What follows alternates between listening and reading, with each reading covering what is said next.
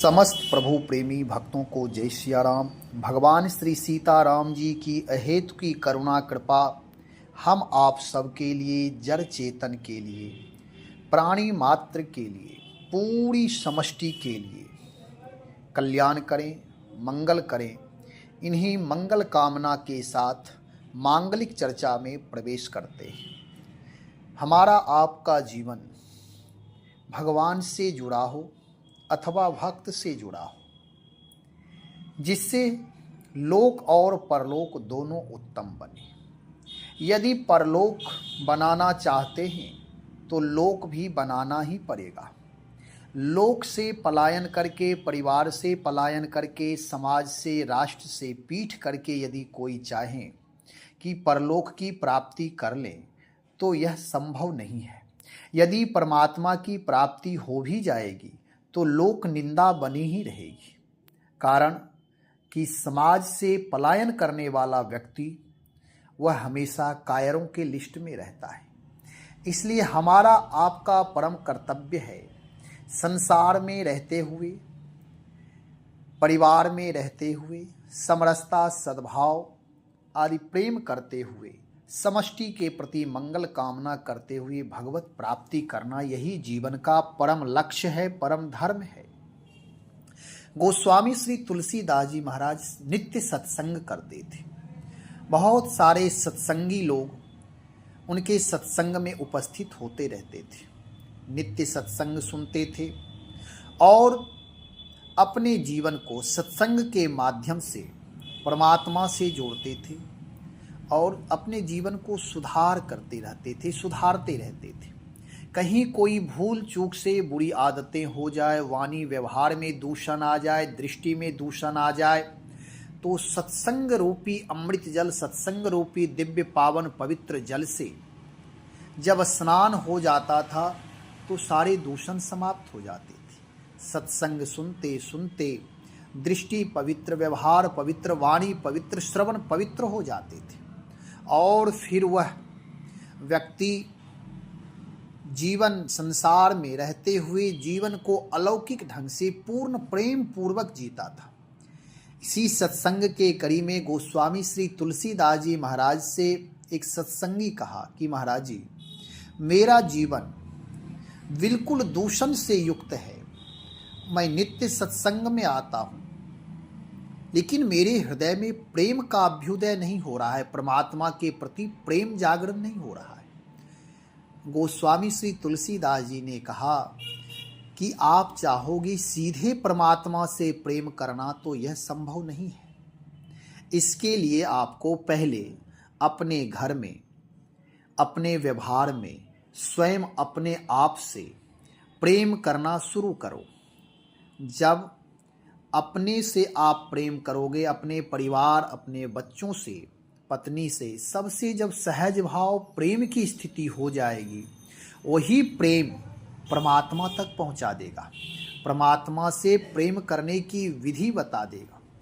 प्रेम तत्व वही है। यदि आप चाहो घर में प्रेम ना करके, समाज में प्रेम ना करके सीधे परमात्मा से प्रेम करना, तो जब हृदय में प्रेम ही नहीं होगा तो वह प्रेम का अभ्युदय कहाँ से हो सकता? जब बीज ही नहीं तो वृक्ष कहाँ से होगा? इसलिए कोशिश यह करो। तो उन्होंने कहा, वह साधक, कि महाराज मैं संसार में रहता हूँ, गृह कार्य में व्यस्त रहता हूँ और हमेशा अपने आप को पश्चाताप होता है कि मनुष्य जन्म मेरा व्यर्थ ही बीत रहा है। इस संसार में कोई भी चीज सत्य नहीं है, आज है कल नहीं रहेगा। परिवार, पत्नी, बच्चे सब चले जाएंगे, एक दिन मैं भी चला जाऊंगा, यह शरीर भी चला जाएगा, सारी चीजें ज्यों का त्यों रह जाएगा। इसलिए मैं कुछ कर नहीं पा रहा हूँ, हमेशा ग्लानि बनी रहती है। गोस्वामी श्री तुलसीदास जी ने बहुत सुंदर दोहे के माध्यम से दोहा कहा है। कै तो ही लागहि राम प्रिय, कै तू प्रभु प्रिय होहि, दुई में रुचे जो सुगम सो, कीबे तुलसी तोहि। या तो तुम्हें राम प्रिय लगने लगे या प्रभु श्री राम का तू प्रिय बन जा। दोनों में से जो तुम्हें सुगम जान पड़े तथा प्रिय लगे, तुलसीदास जी कहते हैं कि तुझे वही करना चाहिए। अर्थात या तो सबसे प्रेम करते हुए श्री राम जी को अपना एकमात्र प्राण मान करके, प्रियतम मान करके मान ले, या प्रभु की शरणागति स्वीकार करके सब कुछ उन्हें समर्पण कर दे, जिससे वे तुझे अपना अत्यंत प्रिय मान ले। गोस्वामी जी ने कहा कि तुम पश्चाताप कर रहे हो, ग्लानि कर रहे हो। मनुष्य जीवन ग्लानि करने के लिए नहीं है, यह आत्मनिर्माण करने के लिए है। नर से नारायण की यात्रा है, मानव से महामानव बनने की यात्रा है। लेकिन दुर्भाग्य यह है कि मनुष्य जीवन मध्य में है, और यहाँ से उत्थान भी हो सकता है, यहाँ से पतन भी हो सकता है। रास्ता यदि मार्गदर्शन उत्तम महापुरुषों का संग प्राप्त हो जाए, सत्संग प्राप्त हो जाए, तो वह व्यक्ति नर से नारायण की यात्रा कर सकता, नारायण बन जाएगा, भगवान बन जाएगा, महामानव बन जाएगा। और यदि रास्ता गलत दिशा में हो जाए, सही समय पर सही मार्गदर्शन प्राप्त ना हो, तो वह व्यक्ति फिर पशु योनि में भी जा सकता है, अन्य योनियों में फिर भटक सकता है। इसलिए संग का बड़ा मूल्य होता है। गोस्वामी श्री तुलसीदास जी महाराज कहते हैं, ग्लानि नहीं करो, आत्मनिर्माण करने की कोशिश करो, बुराइयों से ना लड़ो ना डरो, केवल अच्छाइयों की वृद्धि करो।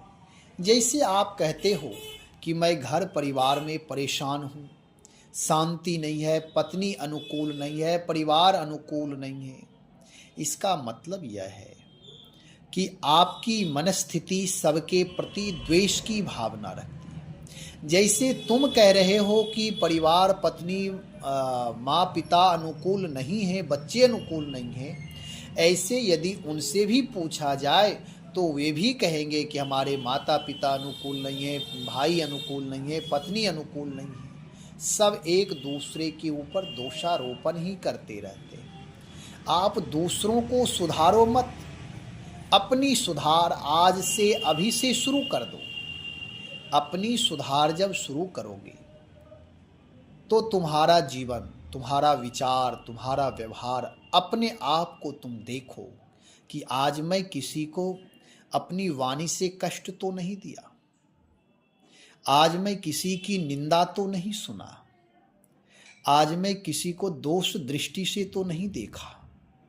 जब अपने ऊपर आप ख्याल रखेंगे, होश में जीवन रखेंगे, जब आत्मशोधन करते रहेंगे, तो वही परिवार, वही सब अपने प्रेमी बन जाएंगे, अपने प्रिय रहने लगेंगे। और प्रिय जब तक नहीं लगेंगे, प्रेम नहीं, तब तक यह जीवन व्यर्थ है।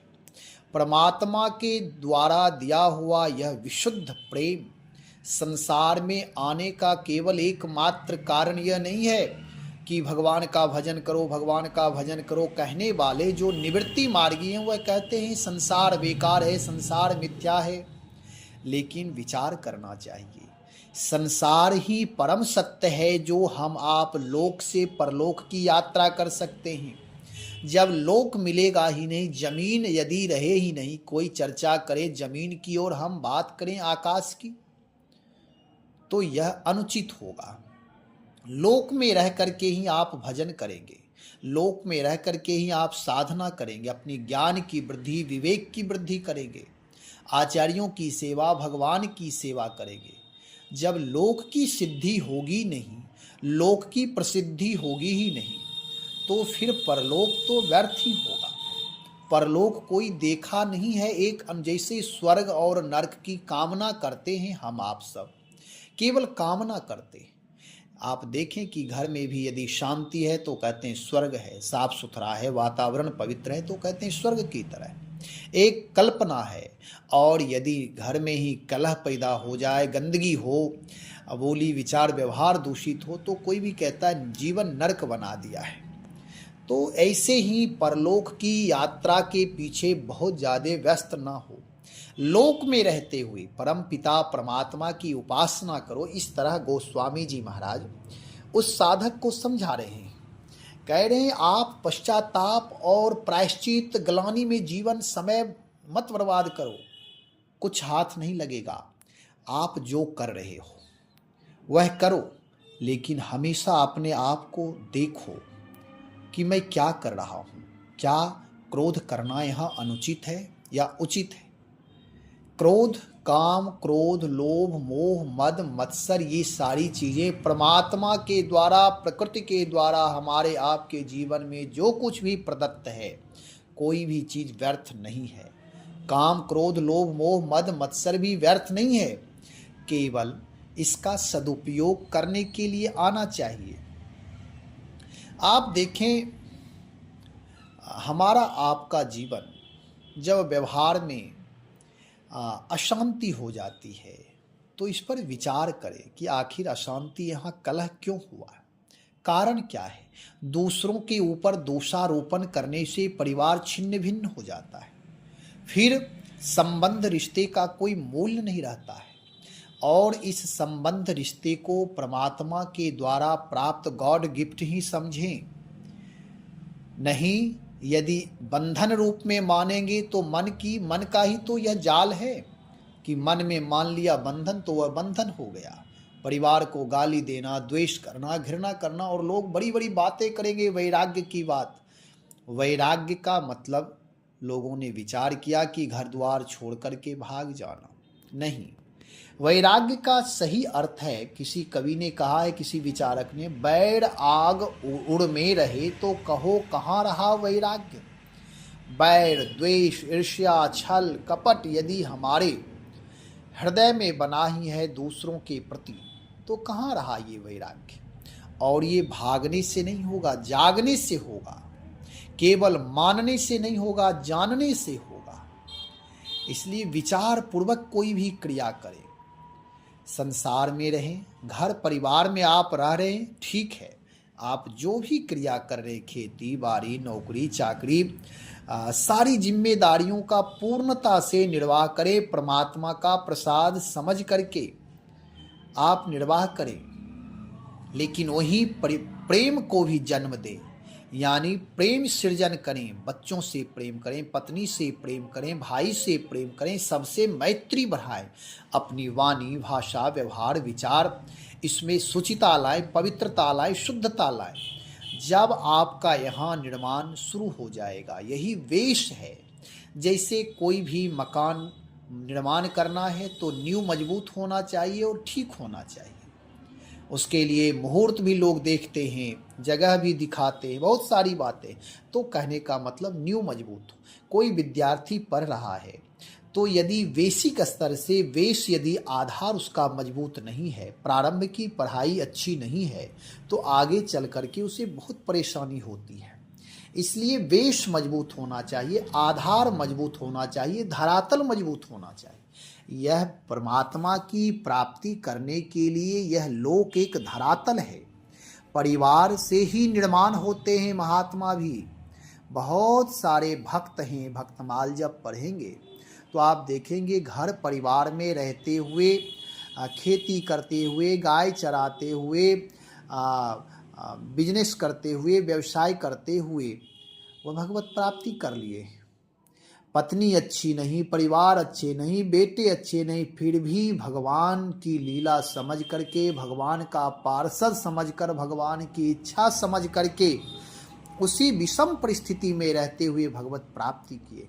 गोस्वामी श्री तुलसीदास जी महाराज ने उस साधक को बहुत ढंग से समझाया कि देखो, तुम परिवार में रहते हो, जितने भी लोग हैं परिवार के सदस्य हैं, सबको तुम भगवान का ही मानो कि ये सब के अंदर भगवान हैं, और भगवत स्वरूप मान करके व्यवहार करोगे। जैसे आप कहीं रास्ते से निकलते हैं, यदि मंदिर का गुंबज देख लेते हैं, मंदिर का जब देखते हैं, मंदिर देख लेते हैं, तो मंदिर देखते ही, नदी गंगा आदि देखते ही, देवालय देखते, शिवालय देखते ही सिर झुक जाता है, स्वतः सिर झुक जाता है।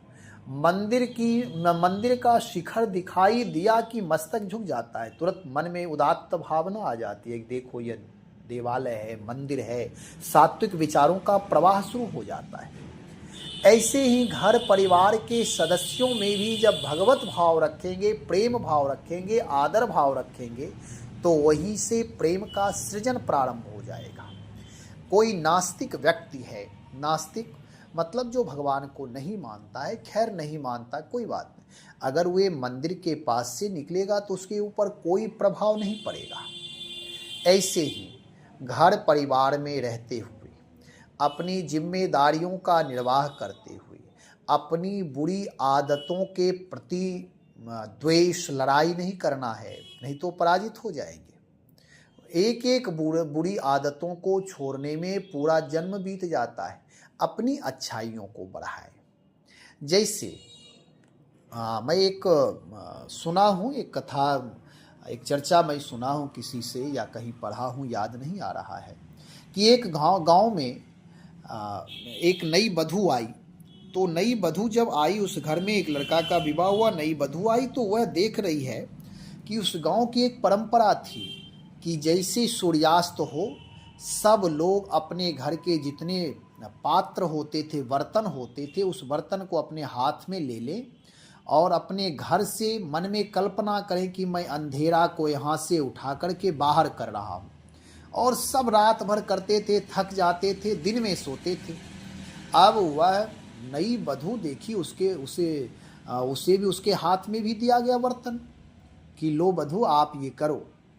वह कही अरे ये क्या मूर्खता है भाई, इस अंधकार को दूर भगाने के लिए आप सब गांव के पूरे लोग सब अपने अपने घर से निकल रहे हैं और अंधेरा को निकालने का प्रयास कर रहे हैं, प्रयत्न कर रहे हैं वर्षों वर्षे। देखा कि यह तो रूढ़िवादी परंपरा है, यह अज्ञानता है, विवेकहीनता है, बुद्धि की जड़ता है।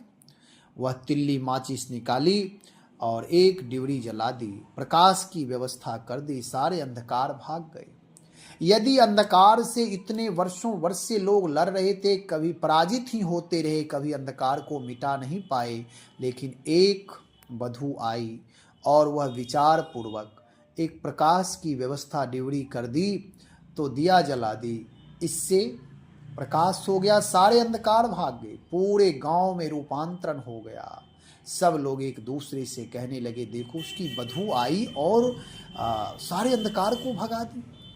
सब लोगों से कहा कि पहले दीपक जलाना सीखो, दिया जलाओ, अंधकार स्वतः भाग जाए। ऐसे ही हमारे आपके जीवन में बुराइयां हैं, कोई भी ऐसा व्यक्ति नहीं है जिसके जीवन में कोई दोष ना हो। मैं यह बार बार कहता हूँ, कोई दूध से धुला नहीं है, कोई कामी है तो कोई क्रोधी है, कोई लोभी है, कोई ईर्ष्यालु है, सबके अंदर कुछ न कुछ दोष हैं। केवल एक परमात्मा है जो विशुद्ध है। तो पश्चाताप, ग्लानि, आत्मग्लानि, माथा पीटना, भाग जाना, गुस्सा करना, इन सारी बुराइयों के लिए परेशान ना हो। केवल एक विवेक, ज्ञान, भक्ति का प्रकाश की व्यवस्था करें। इन सारी चीज़ों के द्वारा जब अपने अंदर एक प्रकाश हो जाएगा, विवेक का अभ्युदय, भक्ति का अभ्युदय हो जाएगा, तो वही परिवार, वही घर, वही सब अपने लगेगी और वहीं से प्रेम का सृजन होगा। तो कहने का मतलब, मैं ये कथा इसलिए सुनाया कि गोस्वामी श्री तुलसीदास जी महाराज नित्य सत्संग करके बहुत सारे साधकों का जीवन रूपांतरण किया, जिन्हें जीवन जीने की कला पता नहीं। आज आप देखें, घर में भी कलह है, कोर्ट कचहरी में लोग व्यस्त हैं, भाई भाई में झगड़ा है, मंदिर भी बन रहे हैं, सत्संग भी लोग कर रहे हैं, सब काम करते, लेकिन शांति की प्राप्ति नहीं है। सबका जीवन अव्यवस्थित है, सब परेशान हैं। कारण क्या है? विवेक रूपी सूर्य का अभ्युदय नहीं हुआ। यदि विवेक हो जाए, लोगों में सहनशीलता आ जाए, वास्तव में हृदय में भक्ति प्रेम का अभ्युदय हो जाए, तो देखेंगे यह जीवन, यह संसार भगवान का मंदिर हो जाएगा। पृथ्वी पर ही स्वर्ग उतर आएगा, घर ही तीर्थ हो जाएगा। इसलिए मैं यह बहुत जोर नहीं देता कि आप तीर्थाटन देशाटन करो। भौगोलिक दृष्टिकोण से अपना देश है, अपना पूरा ब्रह्मांड अपना है, अपना पूरा समष्टि परिवार है। आप भ्रमण करें, विचरण करें, ठीक है।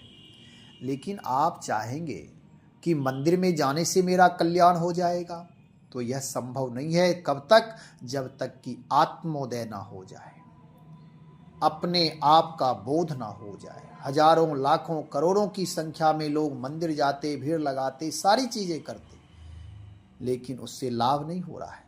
समाज उससे लाभान्वित नहीं। तीर्थों में जाकर के भी लोग गंदगी फैलाते, चोरी करते, बेईमानी करते, एक दूसरे को परेशान करते हैं, निंदा करते हैं। जब तक व्यक्ति का निर्माण नहीं होगा तब तक जीवन निर्मित नहीं होगा। इसलिए प्रेम परमात्मा से करिए। दूसरी बात यह है, दूसरा भाव यह है कि आपके पास जो कुछ भी है वह सब प्रभु का ही है, मेरा कुछ नहीं है। मैं केवल निमित्त हूं। हम आप सब अपने परिवार में रहें, यहाँ तक कि रोआ, एक रोआ पर भी परमात्मा का ही अधिकार है। कहेंगे कैसे? आपका रोआ है, ठीक है, आप अपना मानते हैं, एक रोआ उखाड़ कर फेंक दें, देखें कि वहाँ वालतोड़ हो जाएगा, वहाँ फोड़े निकल जाएंगे, फिर वह परेशान करेगा। तो यदि आपका अधिकार है तो आप मनमौजी तरीके से पूरे रोए को उखाड़ सकते? नहीं उखाड़ सकते। सारी चीजें परमात्मा का ही है। परमात्मा प्रदत्त जो भी चीजें हैं वह सब हम आप ना कुछ लेकर आए, ना कुछ लेकर जाएंगे। यह सब लोग ऐसा कहते हैं, सब जानते हैं, लेकिन हो क्या रहा है? जानते, कहते, सुनते हुए भी विवेक नहीं है, इसलिए अहंकार में पल रहे हैं। कभी संकल्प करते, कभी विकल्प करते, कभी अहंकार में जीते, कभी विनम्रता में जीते। यही हो रहा है। अपने जीवन को सुव्यवस्थित करें, जीवन को उदात्त बनाए। उस साधक के जीवन में उसी दिन से बदलाव आ गया कि अरे मैं दुख का कारण स्वयं हूँ। ना परिवार खराब है, ना पत्नी खराब, कोई खराब नहीं है, कोई बुरे नहीं है, कोई गलत नहीं है। यदि आप हम बदलेंगे, युग बदलेगा। यदि हम आप अपनी बुराई, अपनी दूषण को समाप्त करते हुए अच्छाई की वृद्धि करते रहें तो दुनिया अच्छी हो जाएगी। और यदि हम आप बुरे हैं तो उसके लिए सारी दुनिया बुरे है। इस पर विचार करना चाहिए। गोस्वामी जी ने कहा कि या तो आप ऐसा कृत्य करो, ऐसा कर्म आपका हो कि आप परमात्मा को प्रिय लगने लगो। परमात्मा निर्मल मंजन सो मोहि पावा, मोहि कपट छल छिद्र न भावा। किसी के साथ कपट ना करो, छल ना करो, किसी का अपमान ना करो, किसी की निंदा बुराई ना करो, किसी में दोष ना देखो, किसी को परेशान ना करो। सत्य के नौका पर सवार हो जा। प्रेम, करुणा, आदर, सम्मान का वितरण शुरू कर दें, इसका प्रसारण शुरू कर दें, लोगों को देना शुरू कर दें। आप परमात्मा को प्रिय हो जाओगे। निर्मल मंजन सो मोहि पावा। परमात्मा कहते हैं वह मुझे प्राप्त हो जाता है अथवा मैं उसे प्राप्त हो जाता हूँ। इसलिए निर्मलता हृदय में लाए। और दूसरा भाव यह है कि हमारे आपके पास जो कुछ भी है वह परमात्मा का ही है, हमारा आपका कुछ नहीं है।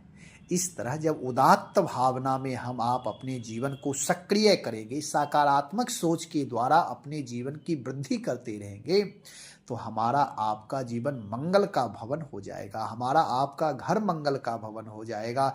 हम आप जहाँ बैठेंगे वह भी जगह मंगल का भवन हो जाएगा। सारी चीजें उत्तम हो जाएगी। हम आप जिधर देखेंगे वहीं मंगल की वृष्टि, प्रेम की वृष्टि होने लगी। पेड़ पौधे जड़ चेतन सब हमारे आपके प्रेम से आह्लादित होंगे, आनंद से आह्लादित होंगे। इसलिए प्रेम करना शुरू करें, परेशान ना हो। परेशानी का निदान एक ही है, आत्मबोध होना। इसलिए पश्चाताप रूपी अग्नि से आप निकलिए।